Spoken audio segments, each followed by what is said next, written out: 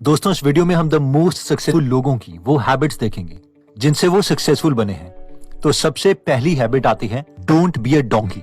एक बार जब Tim Ferriss ने एंटरप्रेन्योर डेरेक साइवर से पूछा कि कौन सी ऐसी एडवाइस है जो तुम खुद को 20 साल की उम्र में देना चाहोगे, तो उस पर डेरेक ने कहा, मैं खुद को अगर सालों पहले एडवाइस देना चाहता तो वो कुछ ये होती कि don't be a donkey. Derek ने कहा कि जब भी मैं 30 साल के लोगों से मिलता हूँ तो वो एक साथ बहुत सी चीजें करना चाहते हैं बट कहीं पहुंच ही नहीं पाते, कोई प्रोग्रेस ही नहीं कर पाते। वो दुनिया से नाराज हो जाते हैं क्योंकि उन्हें लगता है कि दुनिया उन्हें एक ही चीज करने पे मजबूर कर दी है, लेकिन वो मल्टीपल चीजें करना चाहते हैं। लेकिन ये फ्रस्ट्रेशन आती है शॉर्ट टर्म थिंकिंग से, क्योंकि हमें लगता है कि ये सारी चीजें अगर हमने इसी हफ्ते कंप्लीट नहीं करी तो हम इन्हें कभी भी कर ही नहीं पाएंगे। हम लोग ये रियलाइज ही नहीं कर पाते कि इनमें से कुछ चीजें हम इन 1-2 सालों में कर सकते हैं, बाकी चीजें अगले 1-2 सालों में कर सकते हैं एंड सो ऑन। ये कुछ उस गधे की तरह है जिसकी एक तरफ पानी की बाल्टी पड़ी है और दूसरी तरफ घास है। वो कभी पानी की तरफ देखता है तो फिर उस घास की तरफ देखता है और ये सोचता है कि पहले क्या चूज करूं, घास या पानी, पानी या घास, और वहीं पे खड़ा रहता है भूखा प्यासा, क्योंकि ये शॉर्ट टर्म थिंकिंग है। अगर वो ये डिसाइड कर लेता है कि वो पहले पानी पी लेगा और उसके बाद घास की तरफ जाएगा तो वो इनडिसीजन के कारण वहीं पे खड़ा नहीं रहता। तो डेरेक की सबसे पहली एडवाइस यही है कि डोंट बी अ डोंकी। हम दोनों चीजें कर सकते हैं। अगर हमें टेंशन है कि हम जॉब करें या बिजनेस, तो हम जॉब स्टार्ट कर सकते हैं और अपने बिजनेस पर पार्ट टाइम काम स्टार्ट कर सकते हैं। अगर हमें लगता है कि बिजनेस बुक्स पढ़ें या स्कूल के सिलेबस की बुक्स, तो हमें सिलेबस की बुक्स पढ़ के अपने फ्री टाइम में बिजनेस बुक्स पढ़ सकते हैं, या फिर कुछ साल पहले एजुकेशन कंप्लीट करके फिर बिजनेस स्टार्ट कर सकते हैं। इन शॉर्ट, हमें किसी ने रिस्ट्रिक्शन नहीं लगाई कि हम एक ही चीज कर पाएंगे, इसलिए हमें भी खुद पर रिस्ट्रिक्शन नहीं लगानी चाहिए। सक्सेसफुल लोगों की सेकंड बेस्ट हैबिट कहती है कि आस्क बिग क्वेश्चंस। जब टिम फेरिस ने पेपैल, पैलेंटियर के फाउंडर और 0 to 1 बुक के ऑथर पीटर थील से पूछा कि तुम्हें क्या लगता है तुम्हारी लाइफ में सबसे बड़ी मिस्टेक क्या थी, तो इस पर पीटर थील ने कहा कि काश मुझे ये पता होता कि 20 से 25 साल की उम्र में मुझे एक्शन लेने के लिए इंतजार की जरूरत नहीं है। मैं पहले कॉलेज गया, फिर लॉ स्कूल गया, फिर लॉ और बैंकिंग फर्म में काम किया, लेकिन जब तक मैंने पेपैल कंपनी स्टार्ट नहीं की थी, मुझे ये अच्छे से समझ ही नहीं आया था कि कुछ नया स्टार्ट करने के लिए किसी चीज का इंतजार करने की जरूरत नहीं है। तो अगर आप भी कुछ अपनी लाइफ में बड़ा करने का सोच रहे हैं और आपने 10 साल का कोई प्लान बना दिया है उस गोल को अचीव करने के लिए, तो हमें खुद से पूछना चाहिए कि ये 10 साल का काम हम 6 महीने में कैसे कर सकते हैं। हो सकता है कि हमें हमारे गोल को पाने के लिए एक्चुअल में 10 साल ही स्पेंड करने पड़े, लेकिन इस तरह के बड़े सवाल कि 10 साल का काम 6 महीने में कैसे किया जाए, हमारे ब्रेन को ओपन कर देते हैं। सक्सेसफुल लोगों की नेक्स्ट हैबिट आती है मॉडल द मास्टर्स। अपनी जवानी के दिनों में एंटरप्रेन्योर और मोटिवेशनल स्पीकर जिम रॉन का सेमिनार अटेंड करने के लिए टोनी रॉबिन्स ने 2500 रुपए स्पेंड किए थे। उन्हें इस बात पर बहुत गुस्सा आ रहा था कि उन्होंने 2500 रुपए एक सेमिनार के लिए क्यों खर्च कर दिए, क्योंकि उस वक्त वो एक चौकीदार की नौकरी करते थे जिसके लिए उन्हें हर हफ्ते सिर्फ 2800 रुपए मिलते थे। टोनी रॉबिन्स बोलते हैं, लेकिन जिम रॉन का सेमिनार सुनने के बाद मेरा थॉट प्रोसेस कंप्लीटली चेंज हो गया था और उसी की वजह से मेरी लाइफ कंप्लीटली इंप्रूव हुई। और ये बाकी सक्सेसफुल लोगों के साथ भी है। जब टोनी रॉबिन्स ने वॉरेन बफेट से पूछा था कि आज तक की आपकी सबसे अच्छी इन्वेस्टमेंट कौन सी है, तो गेस कीजिए वॉरेन बफेट ने किस कंपनी का एग्जाम्पल दिया होगा। रॉन्ग। उन्होंने कोई भी कंपनी का नाम नहीं लिया, बल्कि उन्होंने कहा कि उन्होंने 20 की उम्र में डेल कार्नेगी का पब्लिक स्पीकिंग कोर्स किया था, जिससे उनकी पब्लिक स्पीकिंग बहुत फायदे में आ गई थी। वॉरेन बफेट ने टोनी रॉबिन्स से कहा, खुद के ऊपर इन्वेस्ट करना सबसे बड़ी इन्वेस्टमेंट होती है, क्योंकि तुम अपनी स्किल्स इंप्रूव करते हो, अपना माइंडसेट इंप्रूव करते हो, एक्सपीरियंस लोगों से सीखते हो, चीजों को अलग नजरिए से देखते हो, और फाइनली इन सब चीजों से तुम ज्यादा अर्न कर सकते हो एज कम्पेयर टू सिर्फ अपने खुद के एक्सपीरियंस ही से सीख। सक्सेसफुल लोगों की नेक्स्ट हैबिट आती है even the titans procrastinate. One of the most famous books, the alchemist book के ऑथर पॉलो कोएल्हो कहते हैं कि मैं भी काफी बार अपनी बुक्स लिखने से पहले चीजें टालता हूँ। जब मैं सुबह उठ के फ्रेश हो जाता हूँ तो मैं अपनी स्टडी टेबल में बैठ जाता हूँ, मैं अपनी ईमेल चेक करता हूँ, न्यूज चेक करता हूँ, इन शॉर्ट बस मैं हर चीज चेक करने लगता हूँ ताकि मैं नॉवल राइटिंग को टाल सकूं। अब क्योंकि मुझे पता होता है कि मैं अभी तक टाइम वेस्ट ही कर रहा हूं और मुझे शाम को अपनी नजरों में गिना नहीं है, इसलिए मैं खुद को कहता हूं कि ठीक है, अब मैं सिर्फ आधे घंटे के लिए नॉवल लिखूंगा। और ऑब्वियसली जब मैं आधे घंटे के लिए लिखने जाता हूं तो वो हाफ एन आवर 10 आवर्स में बदल जाता है और मैं अगले 10 घंटे तक लिखता रहता हूँ।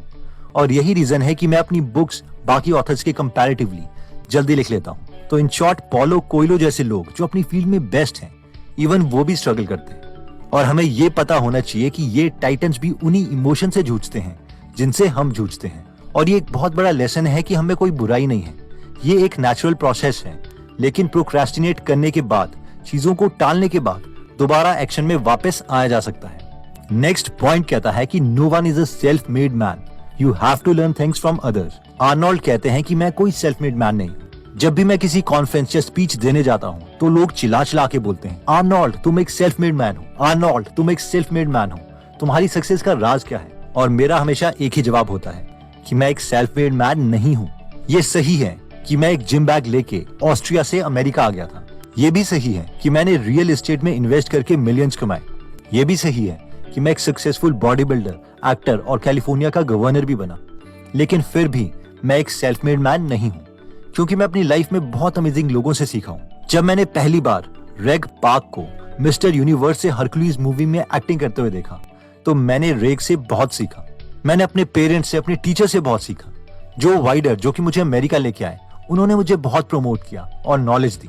लुसील बॉल ने मुझे गेस्ट स्टार कहा और हॉलीवुड में मुझे ब्रेक दिलवाई। हम में से कोई भी इंसान सेल्फ मेड नहीं है। किसी भी आदमी को सक्सेसफुल करने के लिए बहुत लोगों का हाथ होता है, चाहे वो उसके इंटरव्यूज हों, उनकी बुक्स हों या उनके कोर्सेज हों।